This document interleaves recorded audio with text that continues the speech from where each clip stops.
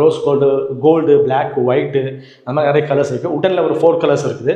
அந்த மாதிரி நம்ம எந்த கலர் சூஸ் பண்ணுறோமோ நம்ம அதுக்கு அந்த மாதிரி இந்த ஃப்ரேம் கலர் கொடுக்கும்போது ரொம்ப பிரைட்னஸாக இருக்கும், ரொம்ப பார்க்குறது ரொம்ப லக்ஸரியாக இருக்குங்க. ப்ளைவுட் ஈக்குவல் வந்துருங்க பாருங்கள். இது ஃப்ரேம்ஸ் பார்த்தீங்கன்னா இது ஃபுல்லாகவே ஏசிபி அலுமினியம் தான் நினைக்கிறீங்க, அப்படி இல்லைங்க. இந்த ஃப்ரேம் ஸ்ட்ரக்சர் மட்டும் தான் அலுமினியம் வரும். இந்த உள்ள போகிற ஷீட் பார்த்தீங்கன்னா 3 to 3.5 mm தான் வருங்க. அந்த டை பொறுத்து 3.2 வரும், 3.4 வரும், 3.5 வரும். எபோவ் 3.5 வராது, பிலோ 3 mm கீழே வராதுங்க பாருங்க.